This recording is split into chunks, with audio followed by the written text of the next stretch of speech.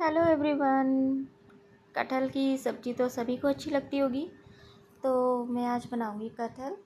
तो चलिए स्टार्ट करते हैं। सबसे पहले तो इसको काटना बड़ा मुश्किल होता है, लेकिन मुश्किल आसान भी हो जाता है। तो उसके लिए क्या करेंगे, सबसे पहले हम अपने हाथों पे ऑयल लगा लेंगे, सरसों का तेल, और फिर उसको एक शार्प चाकू से काटेंगे।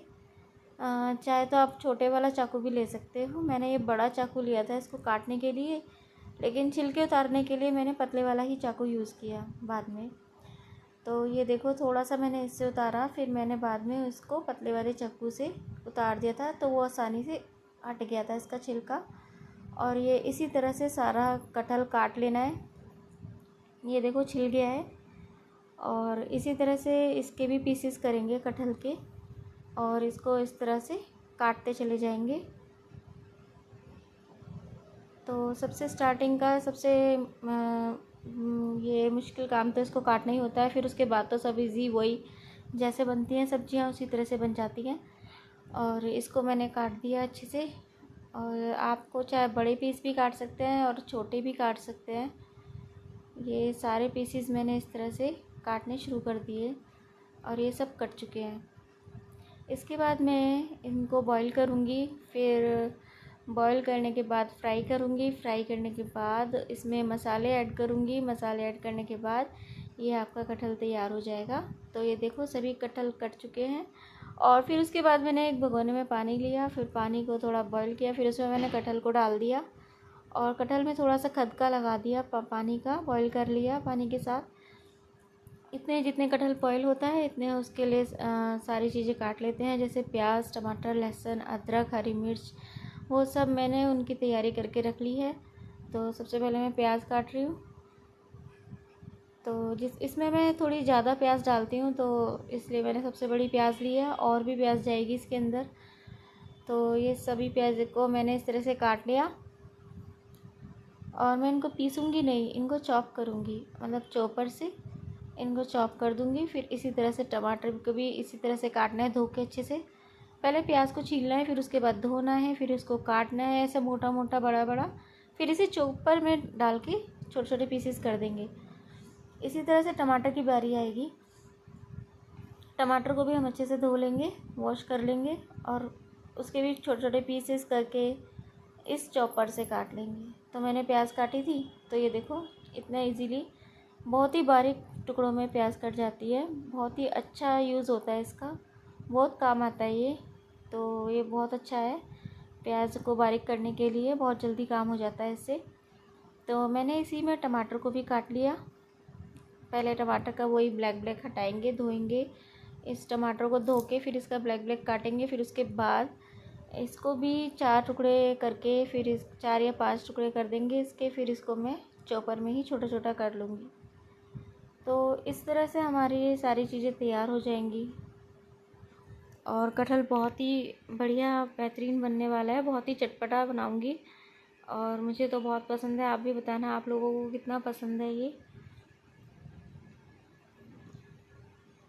मैं हमेशा टमाटर और प्याज की क्वांटिटी कटहल में थोड़ी ज़्यादा रखती हूँ, क्योंकि इससे इसमें जितनी ग्रेवी होगी उतना मसालेदार बनेगा वो।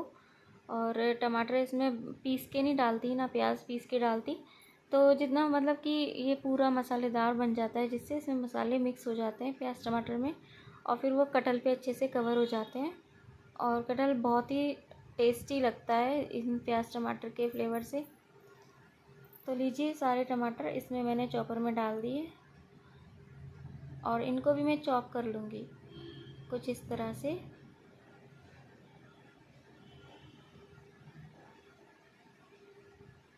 ये देखो फास्ट काम हो जाता है, प्याज भी कट गई, टमाटर भी कट गए। तो चलिए हम अपनी सब्ज़ी को देखते हैं उबल गई क्या, उसमें खदके आए या नहीं। देखो तो इसमें उबाल आ चुका है, खदक रही है अच्छे से।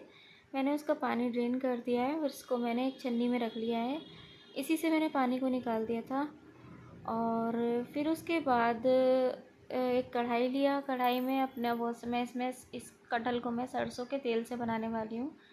तो सबसे पहले तो कटहल जो मैंने बॉईल किया है, नमक डाल के बॉईल किया था मैंने वो, तो इसको मैं उसके पहले तेल को मैं अच्छे से पका लूँगी, जिससे कि इसके तेल की, सरसों के तेल की कोई स्मेल वगैरह ना रहे।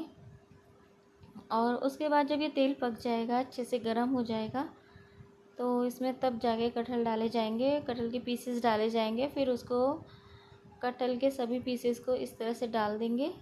और मैंने सारे पीसेस एक साथ ही फ्राई कर डाले, और ये देखो बहुत जल्दी इसमें फ्राई हो जाते हैं, गोल्डन गोल्डन ब्राउन से होने लगते हैं। तो ये समझो ये फ्राई हो गए अच्छे से। इस तरह से चलाते रहेंगे और इनको भूनते रहेंगे इसमें। और जो अब इसके लिए लहसुन अदरक की भी ज़रूरत पड़ेगी, तो मैंने क्या किया, कूटनी में ही लहसुन अदरक को कूट लिया अच्छे से। पहले लहसुन को कूटा ऐसे गोल गोल बना के, जिससे लहसुन बाहर ना आए। तो हाथों को इस तरह से करके रखना है और इस तरह से कूटनी में ये चलाएंगे, तो ये लहसुन अच्छे से पिस जाएगा। इसी तरह से मैं अदरक को भी लूँगी। अदरक के कुछ पीसेस मैंने काट लिए चाकू से, और फिर उसके बाद मैंने इसको इसी कूटनी में कूट दिया अच्छे से। ये देखो, अब ये भी बिल्कुल बहुत ही अच्छा, मतलब मिक्सी की बजाय मुझे तो ये वाला पेस्ट अच्छा लगता है सब्ज़ी में डालने में। मिक्सी में कुछ ज़्यादा ही बारीक हो जाता है, तो मुझे इस तरह का पेस्ट अच्छा लगता है अदरक लहसुन का। तो मैं इस तरह से इसको फ्राई करूँगी। तो उधर मेरे कटहल भी तैयार होने वाले हैं, ब्राउन होने वाले हैं, गोल्डन गोल्डन, और ये थोड़े सुंदर सुनहरे से हो जाएंगे।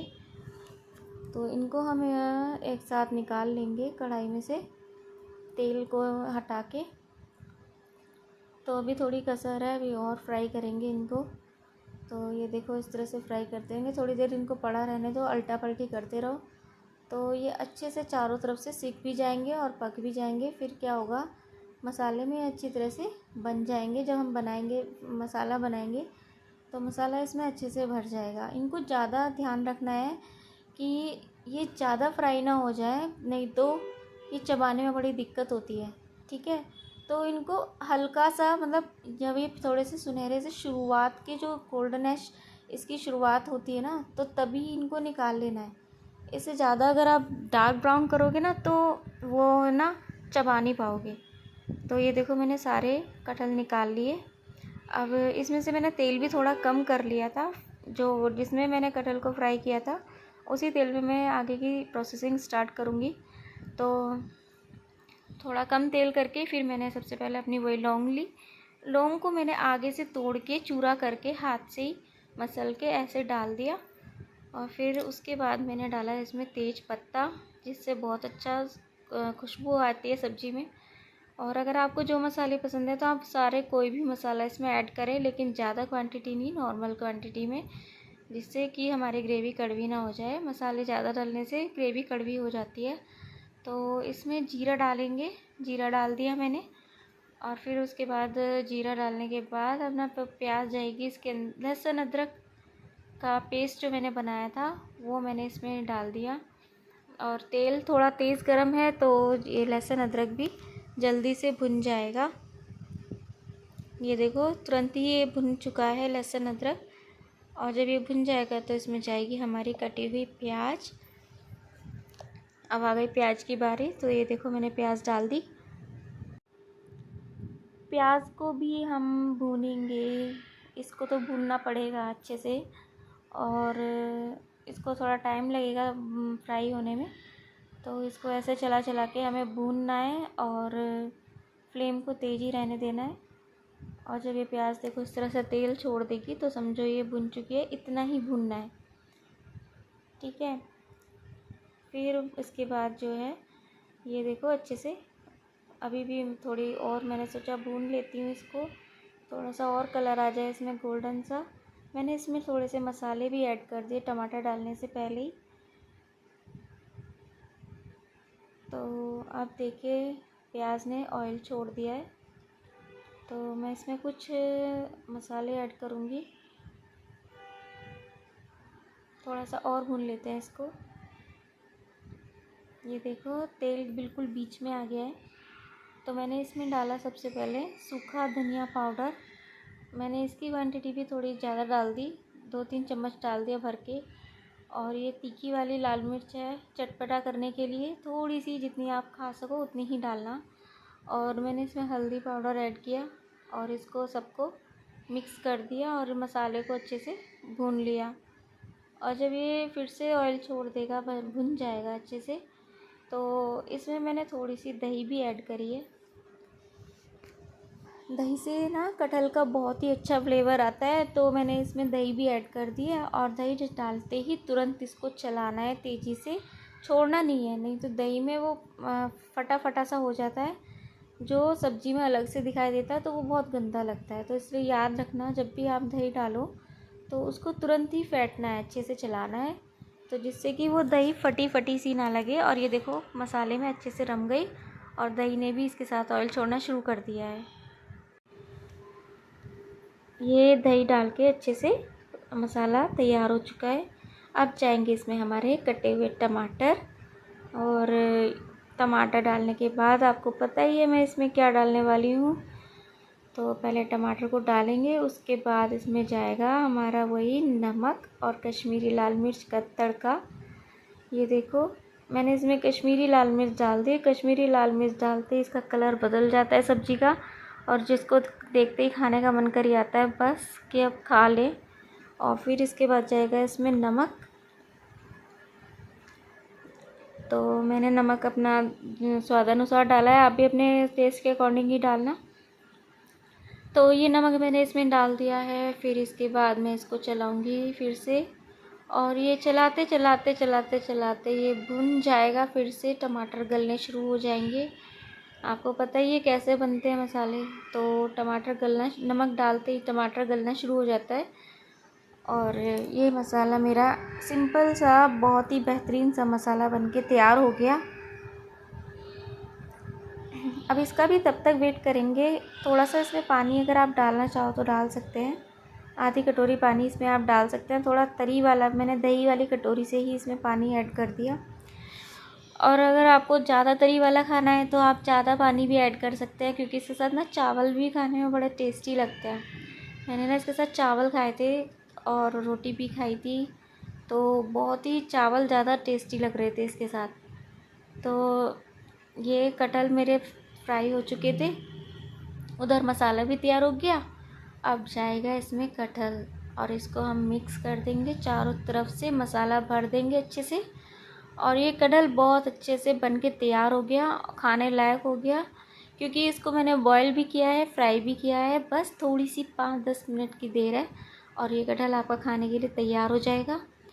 और इसको आप रोटी, पराठा, पूरी, चावल किसी के साथ भी खाओ, बहुत ही डिलीशियस लगता है, बहुत ही ज़बरदस्त लगता है।